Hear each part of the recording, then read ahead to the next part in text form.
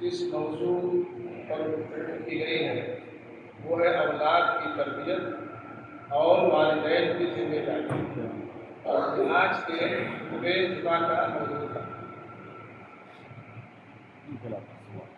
اللہ رب العالمین نے اولاد کو انسان کے لیے ایک عظیم نعمت بنایا ہے، جیسا کہ اللہ تعالیٰ نے سورہ کہف آیت نمبر 46 میں ارشاد فرمایا، المال والبنون زینۃ الحیات الدنیا، کہ مال اور اولاد دنیا کی زندگی میں زینت ہے،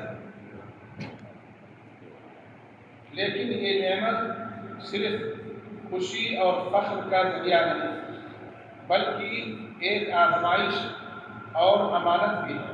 اللہ تعالیٰ فرماتا ہے، انما اموالکم واولادکم فتنہ، تمہارے مال اور تمہاری اولاد تو آزمائش ہے، لہذا والدین پر لازم ہے کہ وہ اپنی اولاد کی صحیح سلامی تربیت کریں، انہیں ایمان، تقویٰ اور اچھے اخلاق کو سکھائیں۔ اللہ تعالیٰ کا فرمان ہے، یا ایھا الذین آمنوا قوا انفسکم واہلیکم نارا، سورہ تحریم آیت نمبر 6۔ اے ایمان والوں، اپنے آپ کو اور اپنے گھر والوں کو آگ سے بچاؤ۔ نبی کریم صلی اللہ علیہ وسلم نے والدین کی ذمہ داری واضح کرتے ہوئے فرمایا، کلکم راع وکلکم مسئول عن رعیتہ، متفق علیہ۔ یہ بخاری اور مسلم کی روایت ہے کہ تم میں سے ہر ایک نگہبان ہے اور ہر ایک سے اس کی رعیت کے بارے میں سوال کیا جائے گا۔ آج کے دور میں اولاد کی تربیت پہلے سے زیادہ اہم ہو گئی ہے، کیونکہ فتنوں کے دروازے کھل چکے ہیں۔ بری صحبت، موبائل فون، سوشل میڈیا، فاسد مواد بچوں کے دین اور اخلاق پر اثر انداز ہو رہے ہیں۔ اس لیے والدین کو چاہیے کہ وہ اپنی اولاد کی نگرانی کریں، ان کے دوستوں اور مصروفیات سے باخبر رہیں۔ رسول اللہ صلی اللہ علیہ وسلم نے ارشاد فرمایا، الرجل علی دین خلیلہ فلینظر احدکم من یخالل۔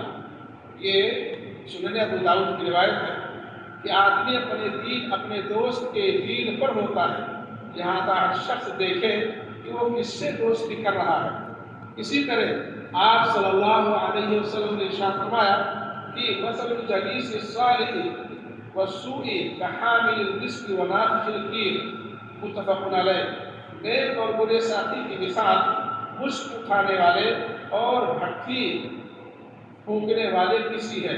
اولاد کی تربیت کی بنیاد توحید اور اللہ کی معرفت ہے۔ حضرت لقمان علیہ السلام نے اپنے بیٹے کو نصیحت کرتے ہوئے فرمایا، یا بنی لا تشرک باللہ ان الشرک لظلم عظیم۔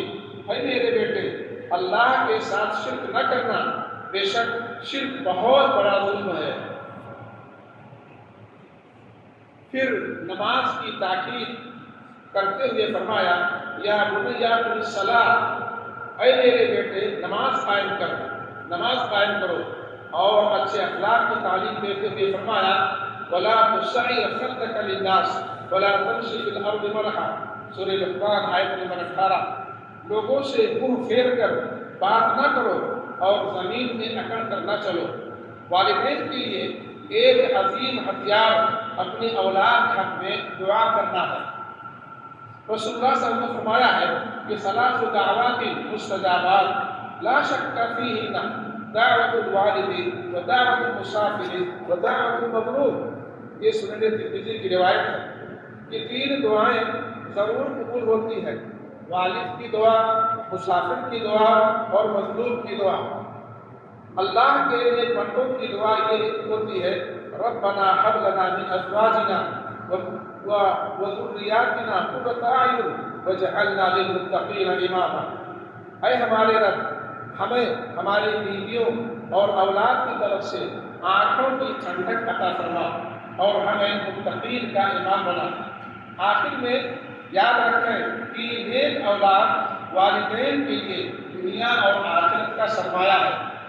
رسول اللہ سے فرمایا ہے اذا مات الانسان انقطع عمله الا من ثلاث او ولد صالح يدعو له. یہ مسلم شریف کی حدیث ہے کہ جب انسان مر جاتا ہے، فوت ہو جاتا ہے، تو اس کا عمل منقطع ہو جاتا ہے سوائے 3 چیزوں کے. ان میں سے ایک نیک اولاد ہے جو اس کے لیے دعا کرتی ہے. اللہ رب العالمین سے ہم دعا گو ہیں کہ اللہ تعالیٰ ہمیں اپنی اولاد کی صحیح اسلامی تربیت کرنے، انہیں دین و اخلاق کی دولت سے آراستہ کرنے اور انہیں ہمارے لیے دنیا اور آخرت کی ٹھنڈک بنانے کی توفیق عطا فرمائے. وآخر دعوانا ان الحمد للہ رب العالمین. والسلام علیکم ورحمۃ اللہ وبرکاتہ.